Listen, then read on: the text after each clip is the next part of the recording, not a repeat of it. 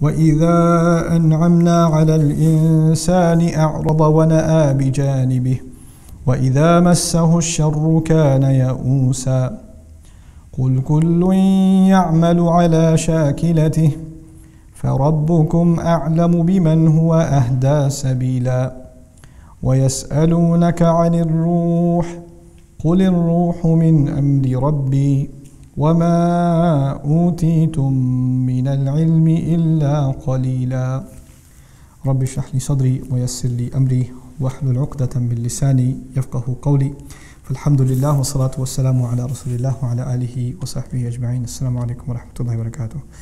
So inshallah, in this brief reminder, I want to share with you some ta'ammulat, some reflections from 3 ayat that belong to Surah Al-Isra. This is the 17th surah, and these are ayat number 83, 84, and 85. Allah Azza wa Jal says, وَإِذَا أَنْعَمْنَا عَلَى الْإِنسَانِ when we shower favor onto the human being, أَعْرَض that the human being ignores it, deliberately ignores it. The suggestion here is that when human beings are given lots of gifts by Allah, human beings start becoming deluded into thinking somehow they deserve them, or they are entitled to them, or this is because of their own doing, or their own accomplishments, or their own capability. So they completely ignore the fact that these are favors. They actually start thinking they own them, or they're entitled to them in one way or the other. وَنَأَى بِجَانِبِهِ and he turns away to his side. In other words, this is kind of a, let me give you an English translation, an American English translation of نَأَى بِجَانِبِهِ. That's نَأَى بِجَانِبِهِ. Okay? So this guy, when somebody says Allah has given you a lot of favor, that's literally captured in language. Okay? That's what he does. So he huffs and puffs about the things that Allah has given and dismisses the idea that this is somehow a divine gift. وَإِذَا مَسَّهُ الشَّرُّ and when harm touches him, when harm hits him, كَانَ يَئُوسًا he becomes altogether depressed, full of sadness. Allah has done this to me. Why am I being put through this? What did I do to deserve this? When good happens, I deserved it. And it was my doing. But when bad happens, it wasn't my doing, it's Allah's doing. Allah did this to me. كَانَ يَئُوسًا this twisted mind of his. On a side note, what's really remarkable about this ayah is actually a lesson in adab, a lesson in etiquette, in how we not only think about Allah, but even how we talk about Allah. And obviously you all know that speech, the way a person speaks is a manifestation of how they think, right? So when favor is mentioned, Allah says, وَإِذَا أَنْعَمْنَا عَلَى الْإِنسَانِ this is the past tense, أَنْعَمْنَا. Who's the doer? What's the fa'il? ضمير مستتر تقديره what? نحن, it's Allah. We shower him. But when it says وَإِذَا مَسَّهُ الشَّرُّ when favor is mentioned, then the doer, the subject of the verb is Allah. When we shower him with favor. When harm hits him, Allah says massa, huwa massa, and the outside doer, the fa'il is asharru. When harm hits him, when harm touches him. In other words, Allah did not associate himself with harm. Okay? So Allah did not say when we make harm touch him, or we afflict him with harm. He didn't do that. He didn't associate harm to himself. And this is actually teaching us something, a very deep concept in our religion about harm and benefit in this world. At the end of the day, what's our belief? Everything is from Allah. When someone gets sick, it's from Allah. When someone gets better, it's from Allah. That's our belief. Nothing happens except for the will of Allah. But that doesn't mean that we get to talk about it like that. Even though that's the reality, there's supposed to be a certain level of respect. Why is that? And you have to, if it's truth, it's truth. You should just be able to say it. Why code it with formality? This is also an important lesson. Allah teaches us in a way that is suitable for all human beings. You see, a mature student, a mature believer, they know that when good happens, there's good in it. And when that bad happens, there's also good in it. And all of it is a test. This is a mature believer. But anyone short of being mature, anyone that's not that mature in their faith, then when bad happens and you say it's from Allah, how do they think of it? Literally as Allah did something bad and He means something bad by it. Like they cannot process anything more mature than that, right? So Allah reveals language that for someone who's deeply going to reflect will also understand, but somebody who just looks at it on the surface level can still appreciate and not get the wrong conclusion. Harm touched him. Allah did not say when Allah harmed him. Allah didn't say it like that. Because for the immature, just listening to that, you just get messed up. And He's actually correcting the immature by saying, وَإِذَا مَسَّهُ الشَّرُّ كَانَ يَئُوسًا when harm touches him, he becomes entirely depressed. He becomes overwhelmed. Ya'us, actually, fa'ul, this is from ya'is, is mubalagha, extremely depressed.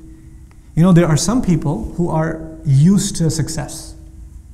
They're used to just getting 100. They're used to winning every race. They're used to winning every game. They're used to being number one at everything. They're used to getting their parents to listen to everything they say, etc., etc. Then one time they don't get their way. What happens to those kinds of people? Those are the kinds of people in life that have a really hard time dealing with failure, or dealing with loss, or dealing with a challenge. People that take the hits all the time, like the fourth kid or fifth kid or something in a family, it's all good. Or the youngest one, youngest kids, I'm afraid for my youngest one because, she can get away with pretty much anything. Because by the time you get to the youngest age, then, for some reason the policing of your parents just, I don't know where it goes. Like I tell my mother and father that about my youngest sister. They were tough on us, but my youngest sister gets away with that. And I'm like, Mom, what happened? This was not policy with us. How is she getting away? No, choti hai, rehne do. Like, she's so little. She's not little. So, what happens with people? They get spoiled. Favors can spoil someone. And so when a little bit is taken away, they become entirely depressed. Entirely depressed. Now this lesson that Allah teaches us, about favor and being, harm touching you, all of us in this dunya have been given a limited number of ni'mah and a limited number of shar. Right? On the one hand, Allah has decided what our rizq is going to be. Our rizq, our provision includes our money, but it also includes our friends. It includes our families, our rizq. Our knowledge is our rizq. The people who teach us is our rizq. The people who learn from us are our rizq. Our children are our rizq. Every good you have in your life is basically your rizq. And you don't have an unlimited amount of this stuff. Where do you get the unlimited stuff? You get that in Jannah. Here, there's a limited supply of what you're going to get. It's written for you. Then on top of that, there's a limited number of challenges that you're going to face in this life. Allah is not going to give you any more or any less than what He's written for you. That's it. It's declared. This is what your lot in life is. Now, if you internalize that, then your challenges and your opportunities, if you put it in that language, that your challenges and your opportunities are not the same as my challenges and my opportunities. Okay? They're not the same. And sometimes Allah opens a door of opportunity, but you refuse to walk through it. Like He opened it, and you could have reaped a lot of reward from it, but you chose to not walk through it. And then you end up suffering. And then you end up blaming Allah instead. So now, if this is the case, everyone has a different lot in life. Everyone has a different set of challenges, a different set of opportunities. Then the question arises, why? Why not all of us have the same thing? Why not all of us have the same set of challenges? Make it consistent. The next ayah answers that question.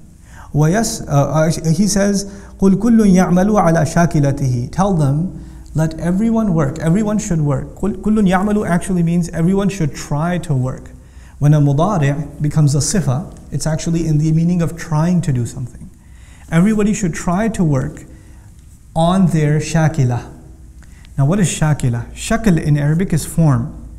Shakl is the appearance of something and the mold of something. Okay? You can even say the shape of something is shakila.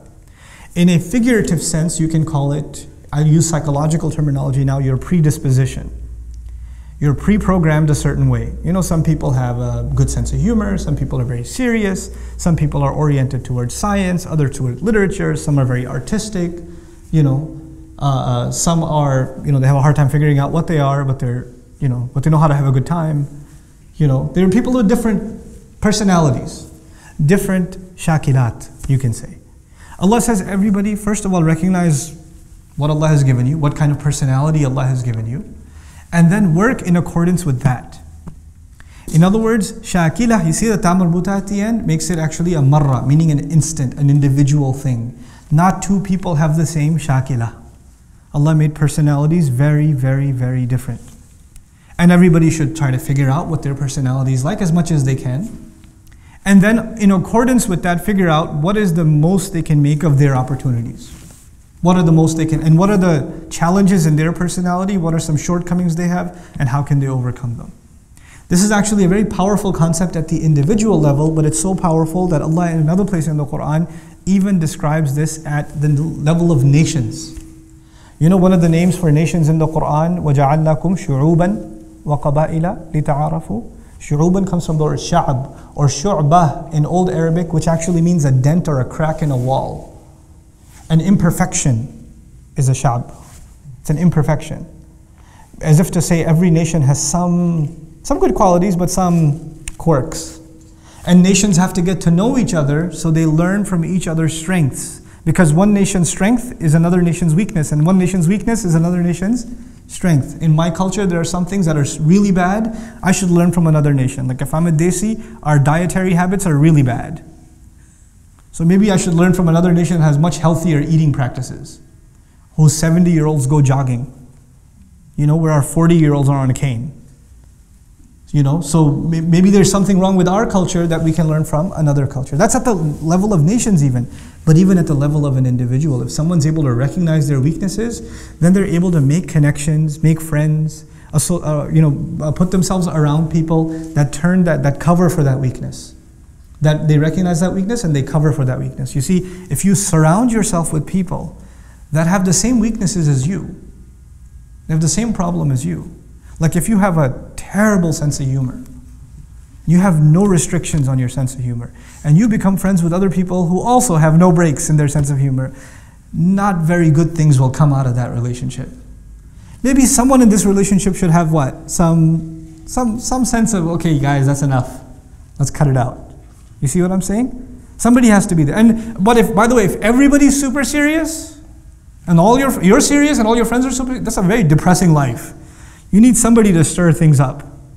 قُلْ كُلُّ يَعْمَلُ عَلَى شَاكِلَتِهِ. Now in terms of deen, in terms of what Allah wants you to do with your life, everybody should, instead of complaining, or you only get happy when good things happen, and you get super depressed when bad things happen, the reality of it is, each of you will have your share of good and bad in this world, and you need to make the most of it given your personality, given your shakila. فَرَبُّكُمْ أَعْلَمُ بِمَنْ هُوَ أَهْدَى سَبِيلًا. Then your master knows who is more guided in terms of a path. And he didn't say as-sabil either, he said sabilan. He made it actually, this is a tamyiz of it, in terms of a path, suggesting that each one of us will have a course, depending on our shakila. Now, which raises another question. Where did these different personalities come from? How come we have different personalities? In psychology studies, they study genetic twins. One's favorite color is blue and the other's favorite color is purple, and they're like, we can't figure this out. Genetically, they're the same. Because some said your personality is a product of your genes and your environment, right? Nature and nurture. But then they can't figure out these cases where the nature is the same, genetically they're the same, and they're brought up in what? Same household. So their nature is the same and their nurture is the same, but this guy likes bicycles and that guy likes boats, or whatever. This one's into sports and that one's into chess, and they can't figure this out. Genetic twins, how can they do this? Allah Azza wa Jalla actually answers this question. And He says, there is something mysterious about you and what's going on inside you. The next ayah is, وَيَسْأَلُونَكَ عَنِ الرُّوحِ قُلِ الرُّوحُ مِنْ أَمْرِ رَبِّي. They ask you about the ruh, the essence of the human being.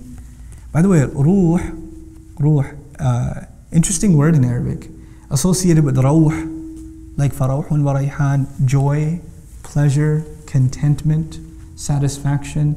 There's something inside of us that is the source of our happiness, is the source of our contentment, and it's distinct to each and every one of us. We can only know very little about it. Allah says, they ask you about the ruh, tell them the ruh is from the command of my master, min amri rabbi.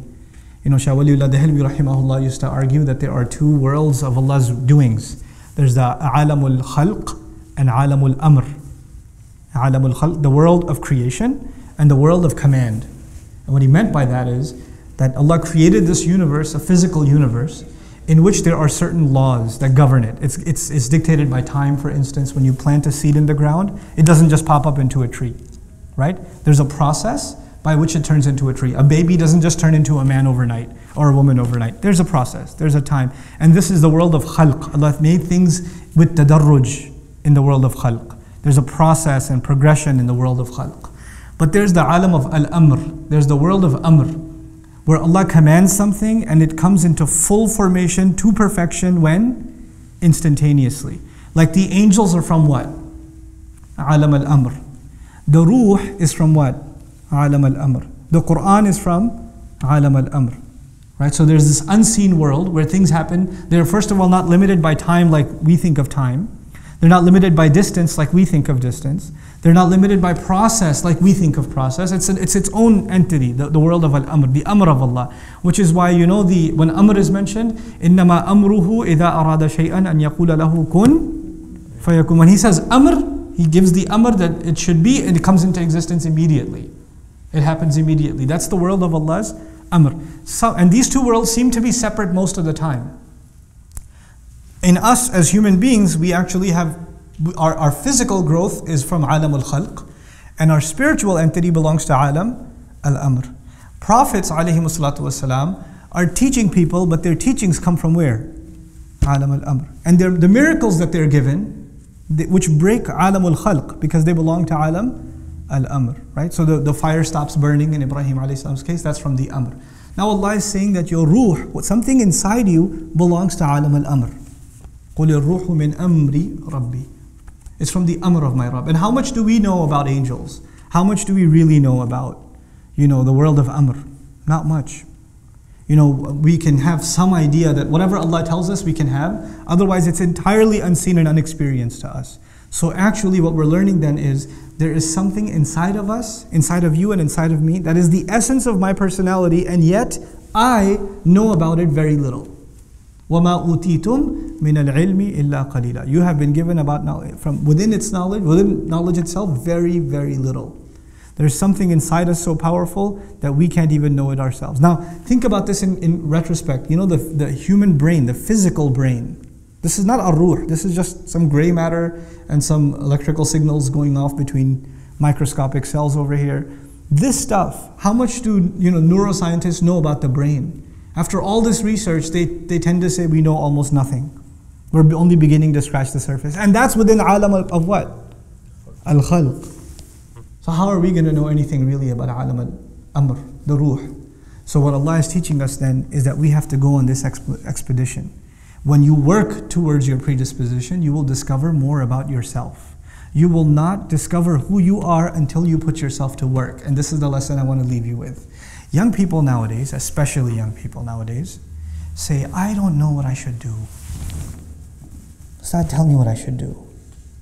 What should I major in? What kind of job should I do? And they don't do anything. And they get 30 bits of advice from someone. Then they go to someone else and get another 40 bits of advice. Then they go to someone else and get another 50 bits of advice. And they have all this advice from all these people, and they say, well, I asked 100 people and I got 100 different kinds of advice. Yes, that's because you asked 100 people and you got 100 different kinds of advice, because human beings are individuals. They're going to give you individual advice. Until you put yourself to work, you're not going to discover who you are. You're not going to know your strengths, and you're not going to know your weaknesses. Stop being afraid of work. Stop being afraid of jumping in, trying something, failing. Failure is good for you. It exposes the holes in the wall. It exposes what you need to work on. It also exposes the few things that you are good at, and maybe you should refine them even more. But that does not happen until you grind it out, until you throw yourself in the middle, in the mix. I'd like you to think of the fact that our ruh is from alam al-amr, but this life that Allah gave us here, in which we can put ourselves to work and discover ourselves, is not an unlimited life, is it?